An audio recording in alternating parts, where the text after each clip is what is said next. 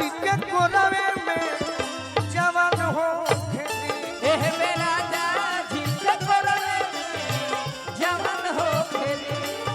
आज राजा जी के कोरवे में जवान हो खेती। आज राजा जी के कोरवे में जवान हो खेली।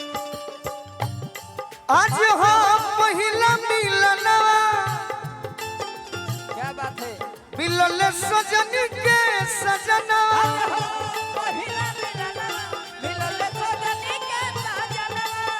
हमारी अंग अंग गुलाब नियन खिलल बा बदनवा।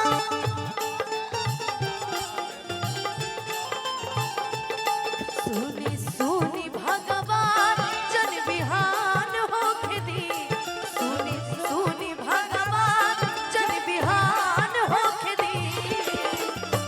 कि आज राजा जी के कोरवे में जवान हो खेती। राजा जी के कोरवे में जवान हो खेली। आज राजा जी के कोरवे में जवान होके दी। आज राजा जी के कोरवे में राजा जी के कोरवे में जवान हो खेली। लड़की कहतरी काहू राहुल भैया राजा जी के ओठवा में उठ जब सटी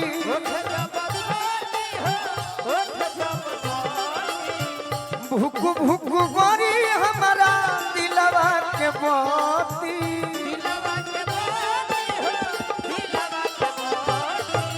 भुक भुक बरी हमारा दिलवा के बाती।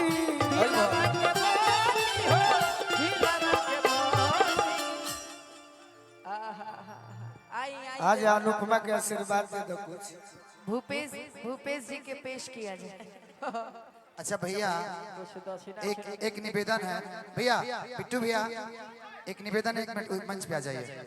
अजय भैया आप भी आइए, आइए ना। देखिए हमारे लोग जितने हैं मंच पे वो लोग रहे, अदर लोग जितने हैं मैं निवेदन कर रहा हूँ मंच खाली कर दें।